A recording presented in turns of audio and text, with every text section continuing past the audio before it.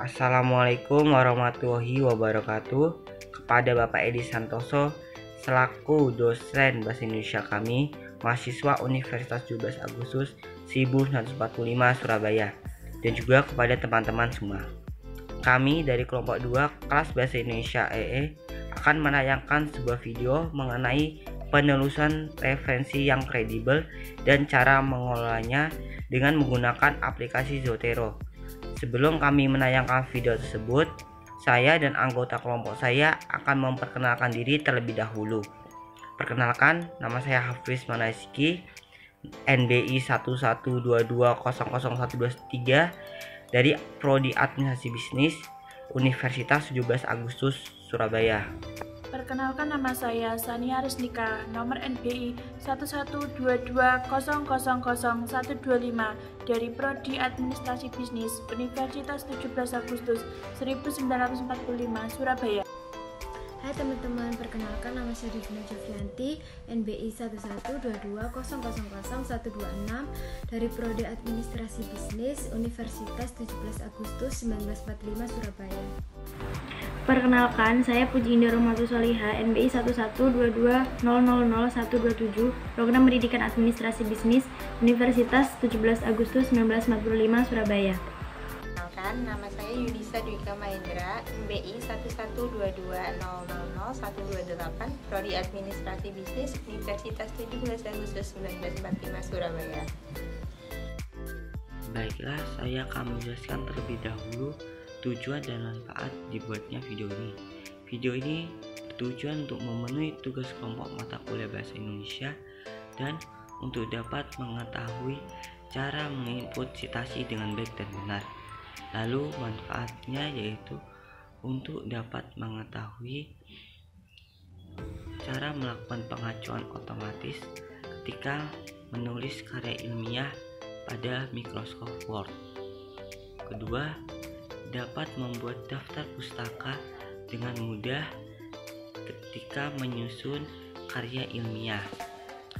Dan ketiga yaitu akurasi dan kerapian citasi pada artikel sangat signifikan dan struktur, sehingga terhindar dari kegiatan plagiarisme. Selanjutnya saya akan menjelaskan mengenai apa itu referensi yang kredibel.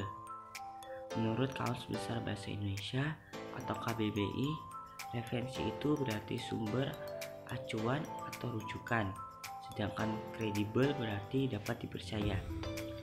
Jadi, pengertian dari referensi yang kredibel yaitu sumber, acuan, atau rujukan yang dapat dipercaya, dapat dilacak, dan dapat dipertanggungjawabkan kebenarannya.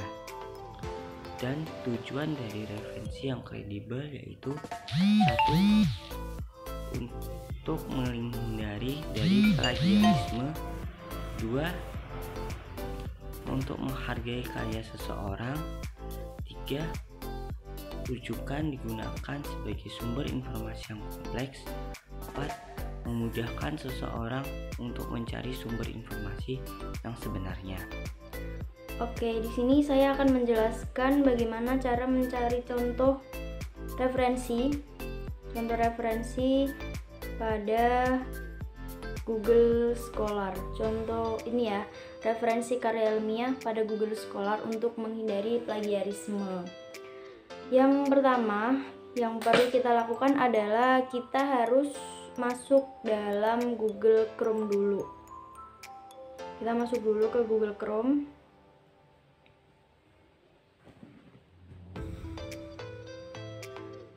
Oke, kita masuk dulu. Setelah masuk, kita ketik Google Scholar. Cari di kolom pencarian. Kita cari Google Scholar. Setelah itu, setelah muncul, kita klik yang paling atas. Kita masuk. Oke, setelah muncul seperti ini tampilan Google Scholar-nya. Kita cari nih, kita mau cari karya ilmiah yang apa. Saya di sini pakai contoh peran bahasa Indonesia dalam membangun karakter bangsa. Kita ketik di kolom pencariannya peran bahasa Indonesia dalam membangun karakter bangsa. Oke. setelah kita ketik dulu. Oke, setelah kita ketik, kita klik enter ya. Kita cari dulu. Kita lanjutkan ke kolom. Oke, setelah sudah akan muncul tampilan seperti ini teman-teman. Nah, kita punya banyak pilihan di sini. Tapi terserah kita mau pakai yang mana. Nah, oke, kita pakai yang paling atas. Nah, setelah muncul, kita download ya. Di situ ada tulisan download, kita klik itu. Nah, secara otomatis dia akan terdownload dan kemudian tersimpan ke dalam file yang kita punya. Setelah itu, setelah tersimpan, kita bisa mengolahnya lebih lanjut ke dalam aplikasi Zotero. Terima kasih. Hai teman-teman, di sini saya akan menjelaskan apa itu Zotero. Zotero sendiri merupakan suatu perangkat lunak berupa aplikasi yang dapat digunakan dan diunduh secara gratis oleh siapapun dan bersumber terbuka. Aplikasi ini berfungsi sebagai manajemen referensi untuk mengolah data bibliografi dan bahan untuk penelitian seperti berkas PDF. Fitur-fitur pentingnya termasuk integrasi perambahan web, sinkronisasi daring, pembuatan suatu kutipan dalam teks, dan bibliografi. Juga integrasi dengan pengolah kata Microsoft Word, LibreOffice Writer, dan Google Dokumen. Aplikasi ini sendiri diproduksi oleh Pusat Sejarah dan Media Baru di Universitas George Mason. Untuk menggunakan aplikasi Zotero yang perlu kita lakukan, kita tinggal download di Google dengan cara kita ketik download Zotero. Kemudian kita klik yang paling atas.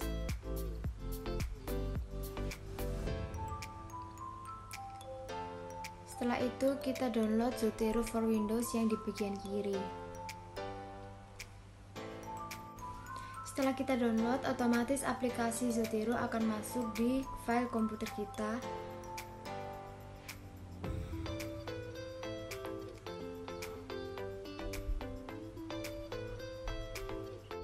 Seperti ini.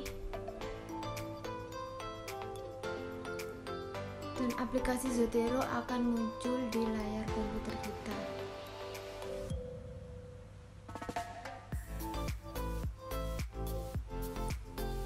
Seperti ini.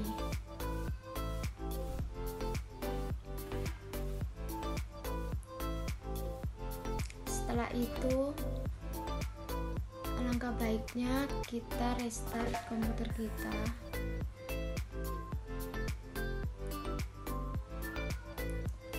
Agar masuk di Microsoft Word nanti.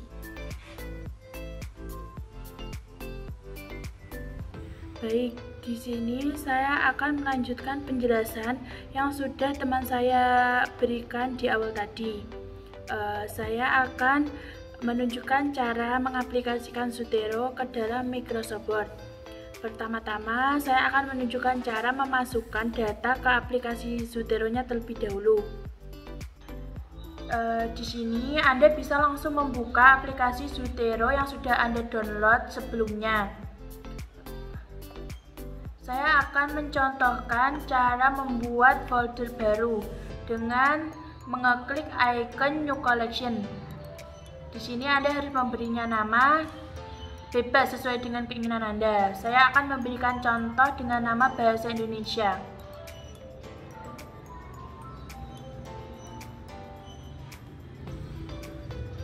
Setelah itu akan muncul tampilan seperti ini. Ini masih kosong dan perlu diisi dengan file yang sudah Anda cari di Google Scholar. Karena saya sudah mendownload, saya tinggal mengkopinya ke dalam aplikasi Zotero tersebut. Mungkin sudah jelaskan di awal mengapa harus mencari materi di Google Scholar, karena itu akan menghindari plagiarisme. Di sini saya akan memberikan dua contoh jurnal ilmiah yang akan saya olah nantinya.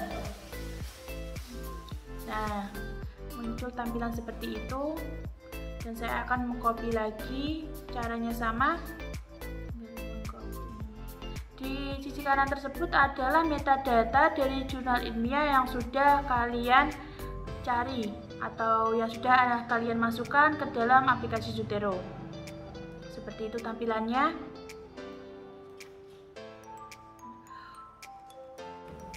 Nah, untuk langkah selanjutnya saya sudah menyiapkan ringkasan di dalam Microsoft Word. Ringkasan tersebut adalah ringkasan yang sudah saya buat dari 2 jurnal ilmiah yang sudah saya pindahkan ke Zotero tadi. Itu hanya contoh. Nah, di sini saya akan mencontohkan untuk membuat catatan kaki dengan cara mengeklik Add Edit Citation. Di situ nanti akan ada banyak style. Saya akan mencontohkan dengan style African Online Scientific Information ya. Anda pilih yang lain juga boleh. Dan tinggal diklik OK. Akan muncul seperti kolom ini. Nah, itu ada gambar atau ada tanda panah bawah. Dan tinggal Anda mengekliknya. Anda pilih yang Classic View ya.